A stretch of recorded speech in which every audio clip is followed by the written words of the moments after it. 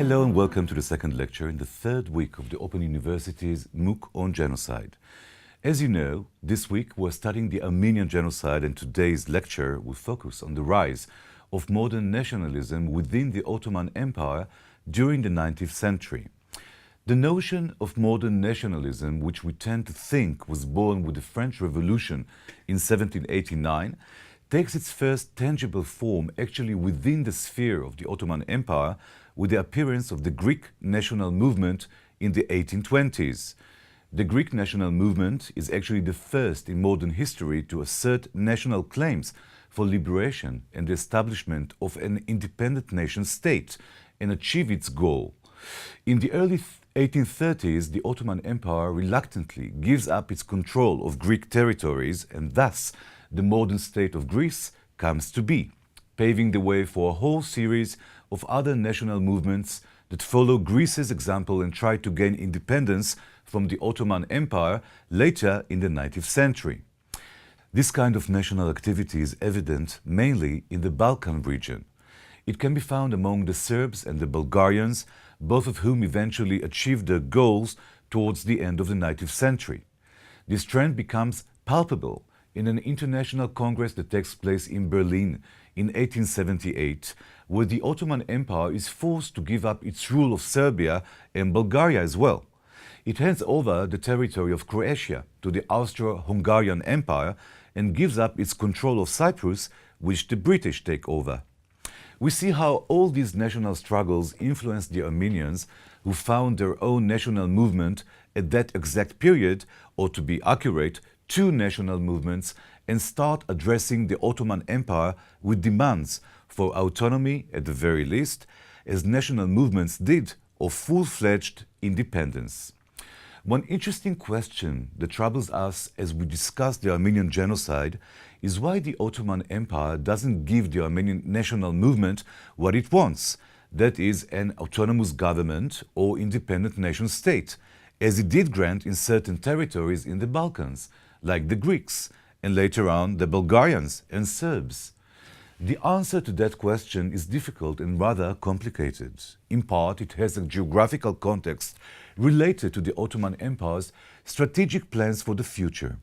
The Armenians living in the Armenian highlands in the eastern area of the Ottoman Empire are located in a territory the Turks simply refuse to give up. The Armenians are sitting in an area bordering with the Russian Empire, the Ottoman Empire's enemy during the 19th century. These two empires waged war against each other during that century, including the War of the Crimean Peninsula and later the War of 1877. This geographical situation distinguishes the Ottoman Empire's attitude towards the Armenian claims from the claims of other peoples living in the Balkans, where the Ottoman Empire accepts, or better get it dictated to make a strategic decision to give up its centuries-old rule in that region. As long as the Armenians functioned as a millet group, that is, a religious minority group, in case you forgot, and paid their taxes, they enjoyed freedom of movement, freedom of occupation, and government protection. All in all, it wasn't idyllic, since they were a religious minority group under Muslim Ottoman imperial rule. But bottom line, there was nothing that could be considered a precursor to genocide in terms of the relations between the Ottoman Empire and the Armenians.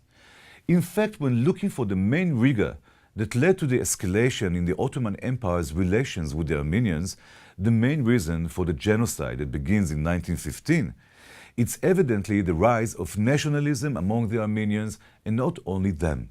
Even in the Ottoman Empire towards the late 19th and early 20th centuries, deep changes take place, including in the Turks' national self-perception.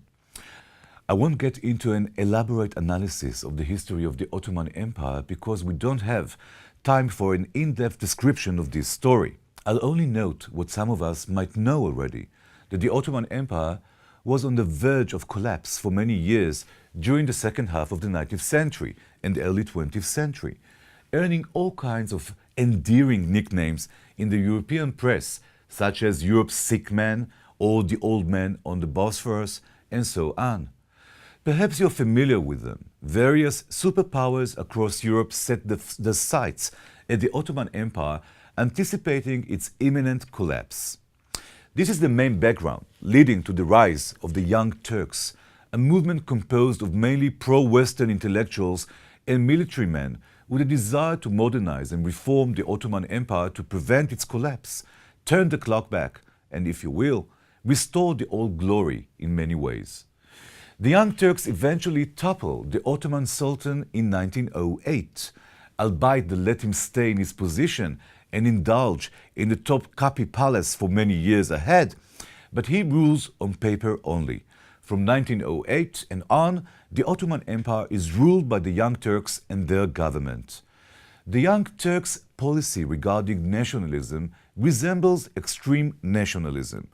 Here we can definitely see a clash between the Turkish national movement and the Armenian national movement.